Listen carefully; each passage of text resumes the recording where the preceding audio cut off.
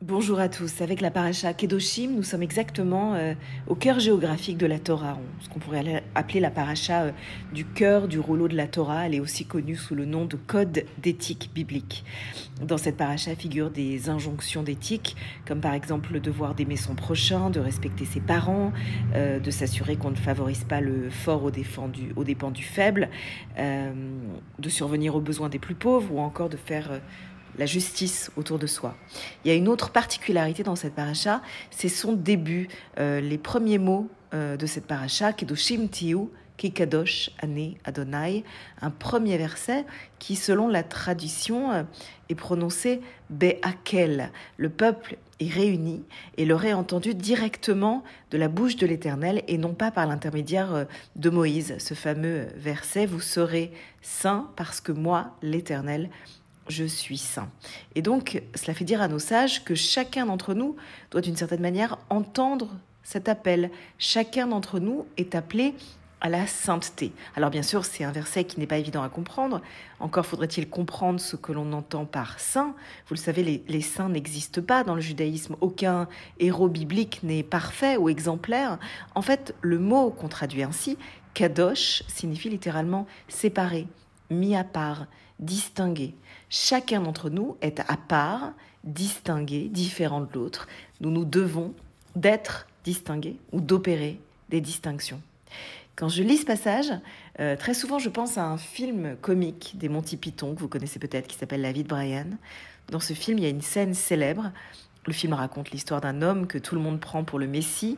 Tout le monde veut le suivre aveuglément et appliquer à la lettre ses paroles. Mais lui tente désespérément de convaincre ceux qui le suivent qu'il leur suffit de s'écouter eux-mêmes et qu'ils n'ont pas besoin qu'on leur dicte une attitude. Et il y a cette scène mythique au milieu du film où il leur dit et il leur répète « Vous êtes tous des individus ».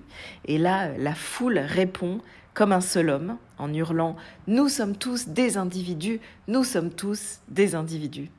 Et en fait, toute la tension, la sagesse de cette idée est précisément au cœur de ce que nous lisons cette semaine dans la paracha. Nous entendons à la synagogue, tous ensemble, que chacun d'entre nous est à part. En fait, la force d'une communauté, c'est la possibilité d'entendre ensemble les paroles du transcendant, comme on le fait, Behakel, au mont Sinaï, tous ensemble, des lois éthiques que l'on doit entendre côte à côte, mais on doit aussi s'assurer que chacun d'entre nous les entend, Bikdusha, pour lui, non pas dans l'indifférenciation du groupe, mais à titre personnel et intime.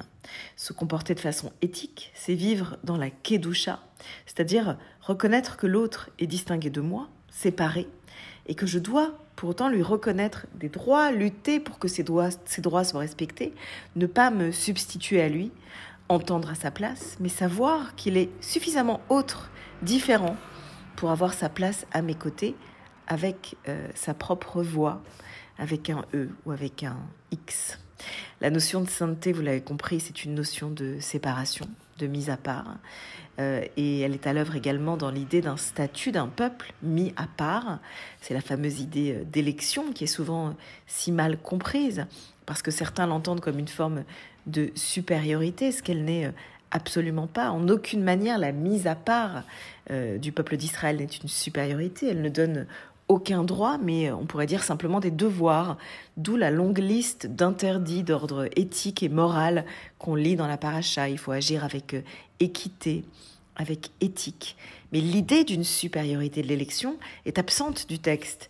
Et si vous n'êtes pas convaincu par cette idée d'ailleurs, eh bien, il vous suffit de lire la Haftara, le passage prophétique qu'on lira cette semaine à la synagogue, qui accompagne toujours la paracha Kedoshim. Cette Haftara, elle commence par les mots tirés du prophète Amos, où le prophète dit, ou plutôt l'Éternel dit par la bouche du prophète, « N'êtes-vous pas pour moi comme les fils de l'Éthiopie, ô enfants d'Israël? N'ai-je pas fait émigrer Israël du pays d'Égypte, comme les Philistins de Caphtor et les Araméens de Kir ?» La Haftara le dit clairement, le peuple d'Israël aux yeux de Dieu n'est pas plus spécial qu'un autre, ou plutôt sa spécificité n'est pas unique. D'autres peuples ont avec Dieu une histoire de relation particulière, une sorte d'alliance peut-être d'un autre type. Et de la même manière que Dieu nous a fait sortir d'Égypte, eh bien, il aurait fait sortir les Philistins de Caphtor et les Araméens de Kir.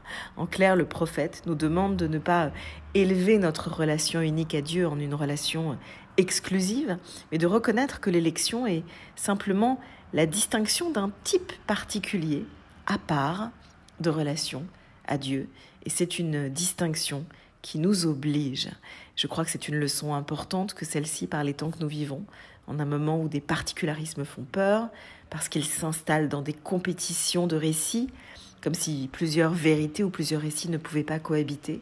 Au moment où on vit aussi des compétitions victimaires, eh bien je crois qu'il est intéressant de penser à ce à quoi une alliance oblige, à la fois éthiquement, philosophiquement et moralement. Shabbat Shalom.